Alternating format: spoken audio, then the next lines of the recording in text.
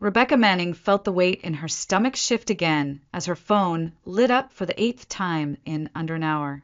Mom, the screen read, just like the last 7 missed calls. She stared at it from across her small kitchen table, unmoving, as if ignoring it long enough might dissolve it into nothing. But the knot inside her only tightened. Outside the window, December in Portland wore its usual gray, cold, drizzly, and quiet. Inside, her tiny studio apartment smelled faintly of instant coffee and rosemary oil, a scent she used to calm herself. And today, she needed it more than ever. She picked up her coffee, now lukewarm, and sat down. Her fingers hesitated before unlocking the screen. 7 missed calls, all from her mother, Debbie. There was a time when Rebecca would have called back immediately, would have apologized for being busy, would have asked if everything was okay, would have listened as her mother layered guilt into every sentence like it was a family recipe. But not this year. Not anymore. At 28, Rebecca was finally living on her own terms. She had landed a full-time copywriting position at a local ad agency 6 months ago. Tough hours, tighter deadlines, but it paid the rent. More importantly, it gave her back something she hadn't had in years: her time. No more running errands for her parents. No more last-minute babysitting because you don't have kids, so it's easier for you. No more guilt obligations masquerading as love. Still, she picked up the phone. You finally picked up. Her mother's voice chimed in without greeting, edged with faux concern and real impatience. I've been calling you all morning. I was at work, Mom, Rebecca lied. She had seen the calls an hour earlier, but just couldn't bring herself to deal with the drama yet. A pause. Then, so, what are your plans for Christmas? Rebecca blinked. Same as always, I guess. I'll drive down Christmas morning and be back in the evening. Oh, her mom said, her voice dropping an octave into that syrupy register Rebecca had learned to dread. Well, this year is going to be a little different. There it was. Debbie launched into it like it was the most wonderful idea anyone had ever heard. Your Aunt Sandra and I planned something amazing. We're all going on a Caribbean cruise. 10 days, sunshine, cocktails, the whole family. Rebecca sat up straight. Wait, what? All of us are going, Debbie said breezily. It's Sandra's idea, really. But we all agreed it would be good to escape the cold this year. It's from the 24th through New Year's. Rebecca's heart sank. And me? A pause. Well, you'll have a slightly different role. Rebecca's stomach clenched again. What role? You'll be watching Nicole, Chris, and Alex, her mother replied, like it was the most natural thing in the world. They're too young for a cruise, and they love you. Plus, you're so good with kids. Rebecca's hand tightened around her mug. You want me to take care of an 11-year-old, an 8-year-old, and a 4-year-old for over a week, while the rest of you party on a beach? Don't say it like that, Debbie tooted. You get along with them, and it's not like you have your own children. This will be good experience for you. The audacity struck Rebecca like a slap. Mom, I have my own life. I made plans with friends. I have deadlines to meet. You never even asked me. But it's for the family. Besides, the tickets are non-refundable, Debbie said, as though Rebecca's own schedule was nothing more than an unfortunate inconvenience. Rebecca's voice turned cold.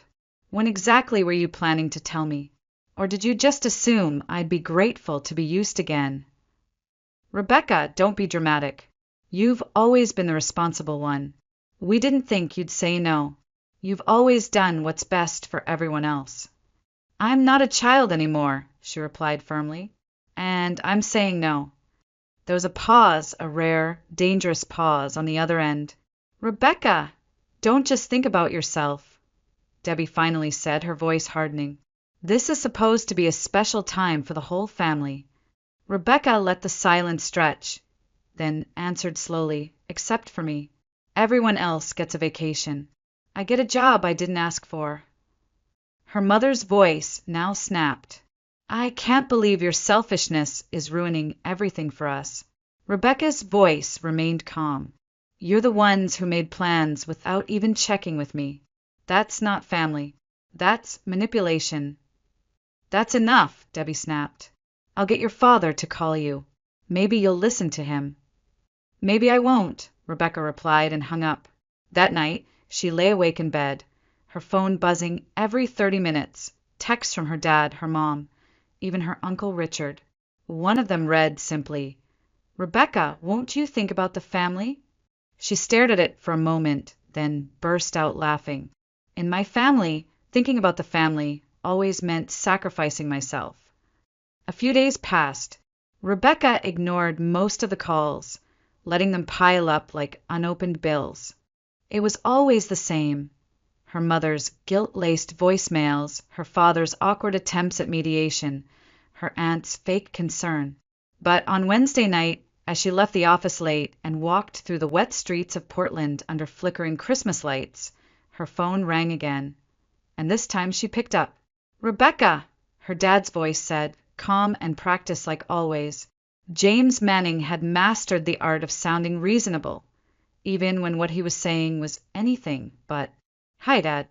We just want to talk," he said, "not argue." "I've said no already," she replied, her voice flat. "I know. I understand. But what if we adjust things a little?" Rebecca paused. "Adjust? You're right. You shouldn't have to babysit for a whole week. That was unfair.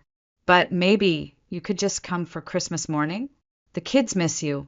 You could bring your gifts, stay for brunch, and then leave. No expectations. I promise." Rebecca didn't answer right away. The idea felt almost reasonable. It gave her a way out, a boundary she could control. "I'd just come for a few hours?" she asked. "Yes," her father said quickly. "Just a few hours. You don't even have to stay for dinner." Rebecca exhaled. "All right, I'll come Christmas morning. But that's it." "Thank you, sweetie," he said, with a relief that sounded almost too eager. "The kids will be thrilled." She hung up and stood there on the sidewalk for a moment, watching her breath mist in the cold air. Something still felt off, but she couldn't place it. That night, over a glass of wine, Rebecca told her best friend Gina what had happened. "They backed down," she said. "Kind of." Gina raised an eyebrow. "They never back down. They pivot." Rebecca smiled grimly. "You think it's a trap?" "I think it's them. Of course it's a trap. But I agreed to visit, just for a few hours." Gina leaned forward. "Then hold that line. No matter what happens, don't stay. Don't bend. They only understand boundaries when they hit one." Rebecca nodded slowly. "You're right, it's just hard." "Of course it is," Gina said. "They're your family. That's why they know exactly where to press." On Christmas Eve, Rebecca finished wrapping gifts late into the night. She had carefully picked something for each child, a new box set of fantasy novels for Nicole, a complex Lego spaceship for Chris, and a plush dragon for little Alex. He had pointed it out months ago at a store, and she remembered. At 11:02 p.m., she texted her mom, "I'll arrive around 11 tomorrow morning. Merry Christmas." The reply came within seconds. "Understood. Looking forward to seeing you." Rebecca stared at the message. It was too short, too polite. It didn't sound like her mother at all. Still, she smiled. This year felt different. For once, she had set the terms. No guilt, no compromises, just a simple visit on her schedule. She loaded the car with the carefully wrapped gifts and fell asleep to the soft hum of holiday music from the radio. For the first time in years, she actually felt calm about Christmas. The next morning, Portland was blanketed in a soft drizzle, and the streets glistened like glass. Rebecca slipped into her coat, started the car, and headed south toward Salem. The highway was mostly clear.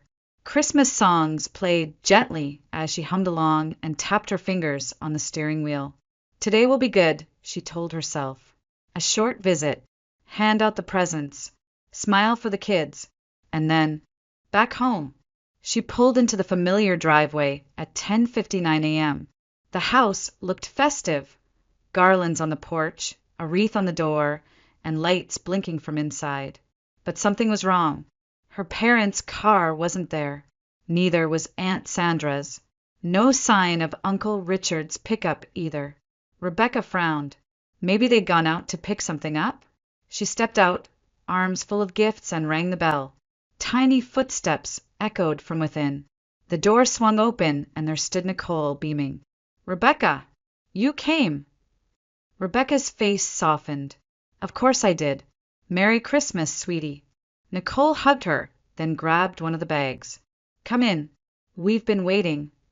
Rebecca walked in and froze. The living room was quiet. No adults in sight.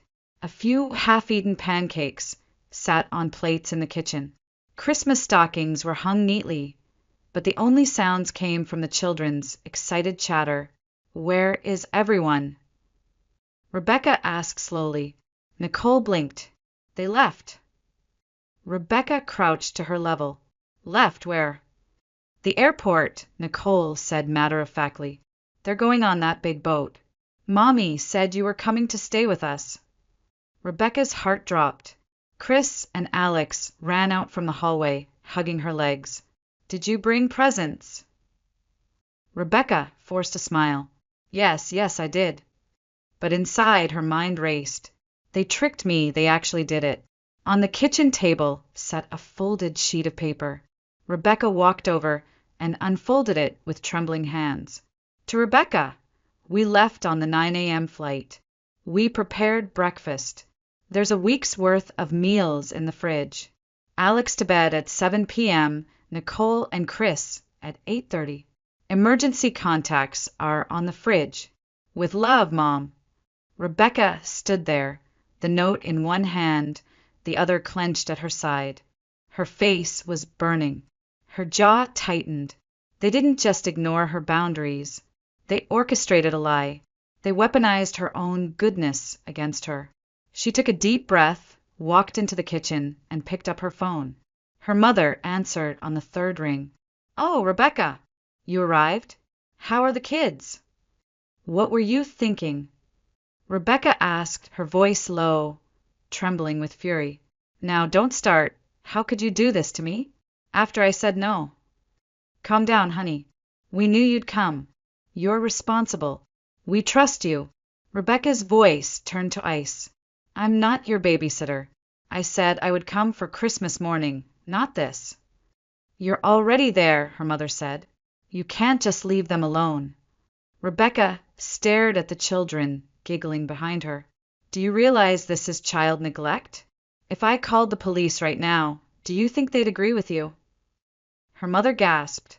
"You wouldn't try me," Rebecca said. "You have 1 hour. Cancel the flight. Come home, or my next call will be to the police." "Wait, we're still at the airport. 1 hour," Rebecca repeated and hung up. Rebecca placed the phone down on the counter and closed her eyes for a moment. Her heart was thudding against her rib cage, a quiet thunder of betrayal and adrenaline. In the living room, the children were tearing open gift wrap with delight, oblivious to the emotional warfare swirling around them. She walked back in and crouched beside them. "Hey," she said gently, "your parents will be back soon, okay? But for now, let's have some fun together. What do you say?" Nicole grinned, holding up the books Rebecca had brought. "Can you read to us later?" "Of course," Rebecca smiled. She sat with them on the floor, played board games, built Lego towers, and helped Alex feed his new stuffed dragon imaginary cookies. Every time she glanced at the clock, a quiet tension stirred in her gut. 40 minutes left, 35. The silence outside the house seemed too calm, too rehearsed, like a stage where betrayal had already played out and no one had taken down the set. At the 45-minute mark, Rebecca stood by the window. Her body was still, her hands folded over one another, her thumb pressed absently against her palm. Part of her hoped they wouldn't come, so she could follow through with the threat. Another part hoped they would, just to prove they'd finally understood she was serious. Then, at minute 50, she saw the first car. It was her father's silver SUV, pulling into the driveway. Behind it came Aunt Sandra's van, and then the unmistakable cherry red pickup that belonged to Uncle Richard. She didn't move from the window. She watched the doors swing open, watched them step out hurriedly, their faces tight with tension. James, Debbie, Sandra, Richard, all of them here. Just like that, the children ran to the door. They're back! Nicole shouted. Rebecca stepped aside. The door burst open with excitement, and the kids jumped into their parents' arms. Debbie entered last, walking toward Rebecca slowly. Rebecca! I don't need an explanation, Rebecca cut her off. I'm leaving. But it's Christmas, Debbie said, voice trembling just enough to play the part. Rebecca looked her dead in the eye. Now I know what I am to you. A tool. A convenience. Not a daughter. Debbie's mouth opened, then closed. Her face paled. Rebecca bent down to hug the children. I'm glad you liked your gifts, she said softly. Be good, okay? They nodded, eyes wide, sensing something had shifted, but not understanding how deeply. She slipped through the back door before any of the adults could follow. Outside, the wind was sharper than before. Her breath came out in white puffs as she climbed into her car. Her fingers trembled against the steering wheel. She didn't cry. She didn't scream. She didn't even speak. But as she reversed out of the driveway, she saw something through the window. James was yelling. At Debbie. At Sandra. At Richard. For the first time, he wasn't the passive father who quietly supported Debbie's schemes. He was angry. Visibly, loudly angry. Rebecca didn't stop to listen. She drove, all the way back to Portland. When she reached her apartment that evening, the sky had already turned a soft navy blue. She poured herself a glass of wine, lit a lavender candle, and curled up on the couch without turning on the lights. The only sound was the ticking of the wall clock and the occasional honk from the street below. Peace, not joy, not triumph, just stillness. She didn't answer any more calls that night. Her phone lit up over and over. James, Debbie, even Sandra. She let them all go to voicemail. She had said what needed to be said. But the war wasn't over. The next morning, Rebecca opened her phone out of habit. She hadn't expected what came next. A post on Facebook from her mother. It was a sad Christmas this year. Some people don't value family. The kids were disappointed. Plans were ruined. It hurts to know someone would rather prioritize themselves over love. I never thought our family bond could be so fragile. Rebecca stared at the screen. Her hands started to shake. She scrolled down, hundreds of comments. So sad, Debbie. You raised her better than that. What happened to loyalty these days?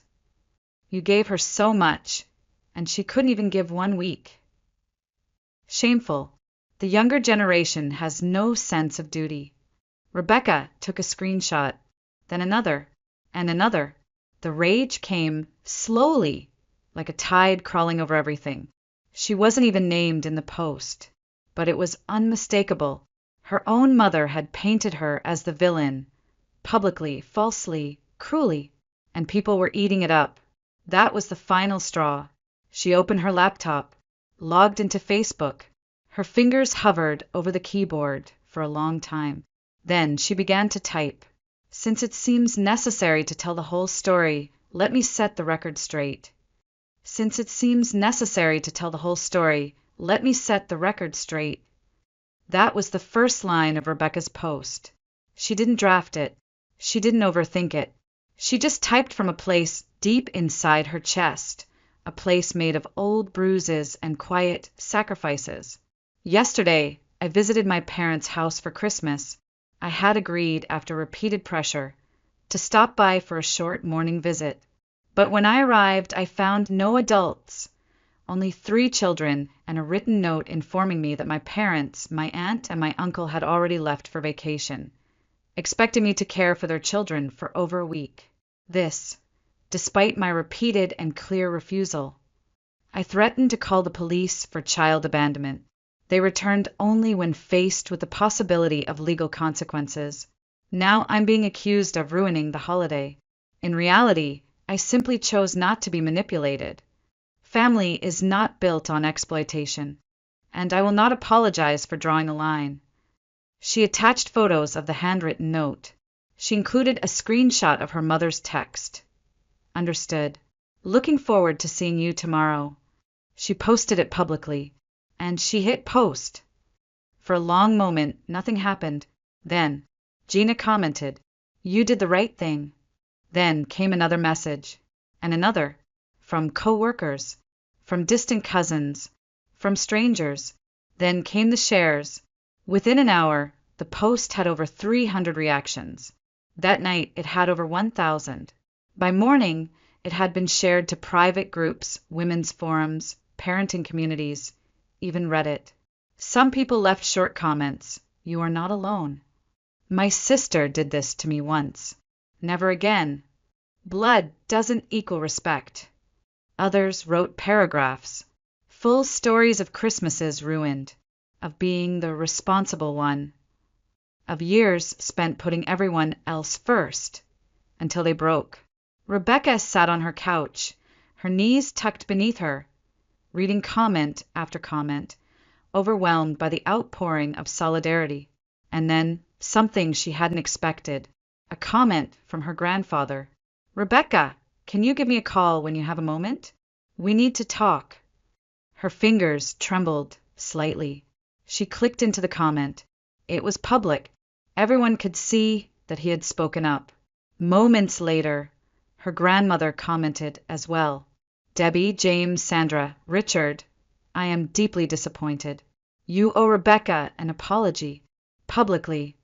Rebecca gasped softly. Her grandparents, her father's parents, had always been quiet observers, kind, gentle, but rarely involved in the family drama. But this time they had chosen a side, and it was hers. She called her grandfather immediately.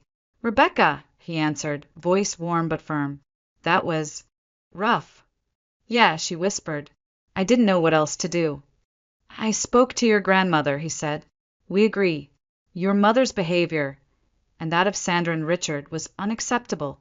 You were treated like a servant. It's been going on for too long." "They're making me out to be the villain," she said quietly, "and people are listening."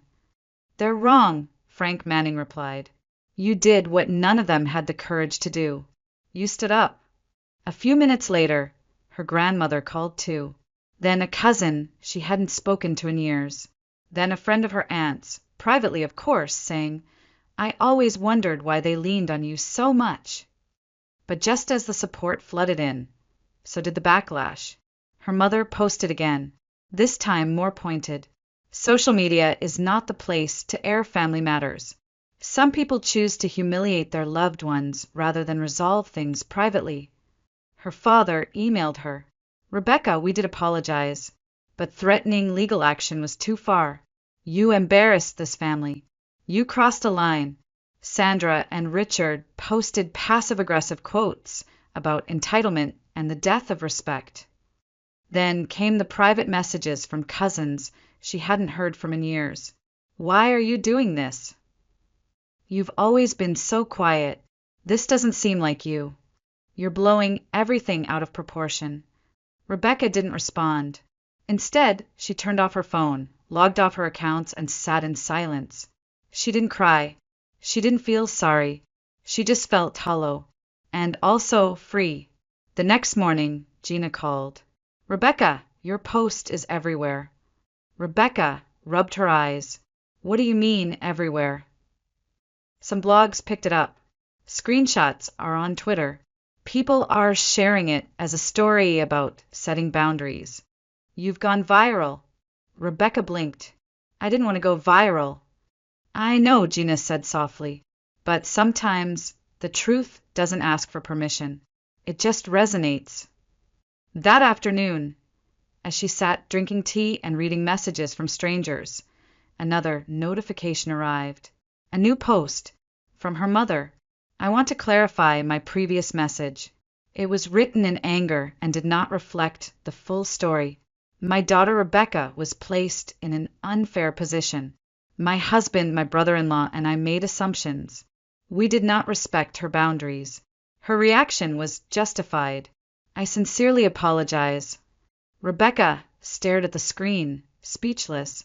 A public apology. From her mother. Unthinkable. But just as quickly as hope flickered, her phone buzzed again. A text.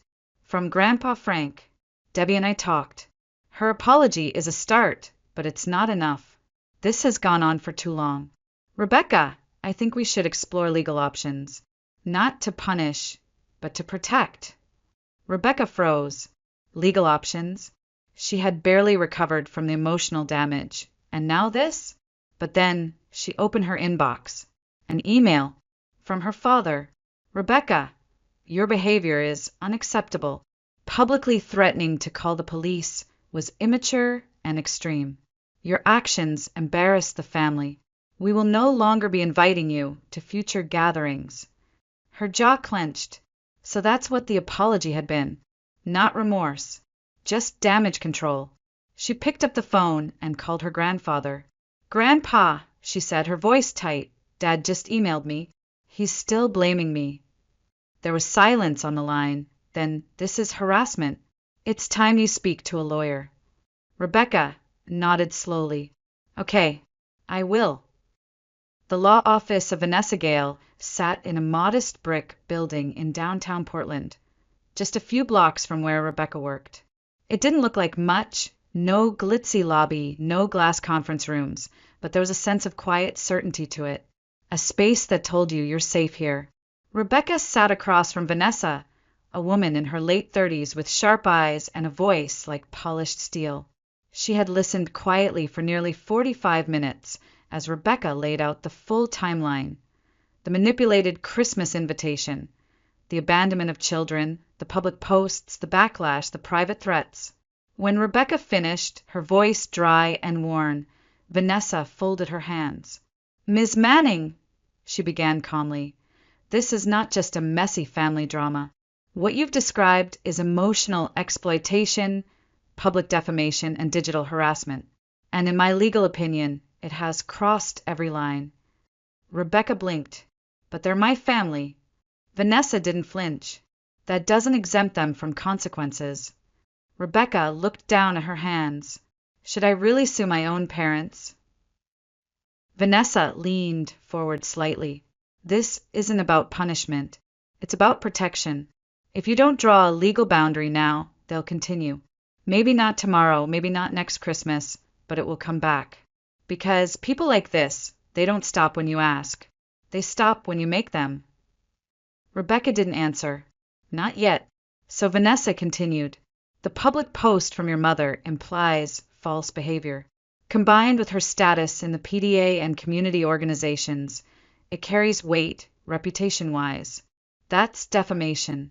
The pressure to accept childcare after a clear refusal, and the strategic manipulation to trap you inside that situation, that's coercive. And the repeated messaging, the email from your father excluding you from the family, harassment." Rebecca sat in silence for a long while. Then she said, "Let's start with a warning letter, just to see if they take it seriously." Vanessa nodded. "We'll draft it today. I'll list every action taken against you. If they don't respond appropriately, we escalate." Within 48 hours, the letter was sent, certified, signed, and undeniable. Rebecca hoped it would be enough. It wasn't. The reply came not from a lawyer, but from her father. Another email. "Rebecca, we saw your letter. This is ridiculous. We already apologized publicly. If you go forward with this, it will destroy our family permanently. We're not the villains here. You are. You embarrassed us. You escalated. We will not tolerate being slandered by our own daughter." That night, Rebecca brought the email to Vanessa. Vanessa read it slowly, carefully. Then she looked up. "This is gaslighting in written form," she said. "And now that you've formally warned them and they've responded with further blame and denial, we move forward." Rebecca nodded, lips pressed tight. "File it," she said. "We sue." In the following days, paperwork was filed, statements were drafted, and Rebecca was prepared for the emotional toll that was coming. But nothing could have prepared her for the silence. The family didn't respond publicly anymore. They stopped commenting, stopped posting. Even the flying monkeys, the cousins, the family friends went quiet. But Rebecca's inbox stayed full. Support from strangers, from other daughters, from women in their 30s and 50s and 70s who had carried the same burden for decades but never spoken aloud. Your courage helped me confront my own mother. I thought I was crazy. Now I know I was just controlled. I wish I had drawn a line years ago, like you did. Rebecca cried, quietly reading them, not because of the pain, but because of the recognition. 3 weeks later, the court date arrived. Inside the courtroom, everything looked so ordinary, wood paneling, dull carpeting, a flickering overhead light. But to Rebecca, it felt like standing on a cliff. Her lawyer presented everything: the pattern of emotional control, the screenshots, the messages, the public backlash. The testimony from her grandparents was particularly damning. Rebecca has always been expected to sacrifice for the rest of the family, her grandfather said steadily. Since she was a child, they treated her like help, not like a daughter. And this Christmas was just the latest betrayal. The judge listened silently for over an hour. Then he looked up. The actions of Debbie Manning, James Manning, Sandra Miller, and Richard Miller constituted a sustained emotional campaign of coercion, neglect, and harassment. The court finds that Ms. Rebecca Manning suffered reputational damage, emotional distress, and social alienation as a direct result of these actions. He continued, family relationships do not justify exploitation. They do not override consent, and they do not exempt cruelty. Rebecca's breath caught. She had won. The verdict rippled like a silent explosion through the entire family tree. Debbie was forced to resign from the PDA board. Public pressure had mounted after the court decision was posted online. Parents in the community no longer trusted her. Not with children, not with leadership, not with anything. The polished suburban image she had curated over the years, gone, shattered in a week. James Manning, who had once been the pillar of quiet complicity, was now a man people avoided at neighborhood barbecues and church. The look in his eyes, Rebecca would hear later, wasn't anger. It was shame, a kind he didn't know how to carry. Sandra and Richard, their artisan home goods store in Salem began hemorrhaging customers. People whispered. The screenshots of their smug Facebook posts, the timeline of events, Rebecca's public court statements, all of it had turned into quiet, deadly PR poison. Within 6 months, they shuttered the store. Bankruptcy followed. But Rebecca didn't celebrate. She didn't post a follow-up, didn't gloat. She simply moved on. Her agency promoted her in March, creative lead for a regional campaign. Her salary nearly doubled. She moved into a slightly larger apartment with a small balcony that overlooked downtown. She planted rosemary in a hanging pot, just like the one from her childhood. But this time the scent was hers. One warm afternoon in May, Rebecca walked out of a family law seminar she'd been invited to speak at. Yes, invited. Her story had reached not just thousands online, but lawyers, advocacy groups, writers, women. As she sipped iced coffee in the sun, Gina sat across from her, grinning. Do you realize what you've done? Rebecca tilted her head. Filed a lawsuit. Gina laughed. You lit a fuse. And now women everywhere are stepping out of shadows they thought were normal. You gave them a mirror. Rebecca shrugged. I didn't plan any of it. No, Gina said. You lived it. That's what made it real. Later that night, Rebecca sat alone on her balcony, the city humming below her. She scrolled through her messages, birthday wishes from coworkers, photos from a friend's baby shower, and a voicemail from her therapist reminding her of tomorrow's session. There were still moments where the ache returned. Memories. Christmases when she was 9, 10, 11, tucking her cousins into bed while the adults laughed over wine in the dining room. Birthday dinners canceled last minute because your sister's kids have a school play. That ache, it didn't go away entirely, but now she knew how to meet it with truth, not silence. In her next therapy session, Rebecca sat on the couch, legs folded beneath her, and said something she hadn't dared to before. "I don't think I ever had a family, just people who expected me to play a part." Her therapist looked at her gently. "And what part do you play now?" Rebecca smiled, eyes glistening. "Myself."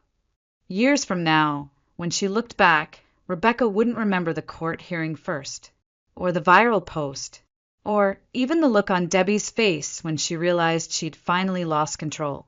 She would remember walking into that house on Christmas morning, the scent of cinnamon, the blinking lights, the weight of wrapped gifts in her arms, and that tiny voice asking, "You're staying with us, right?"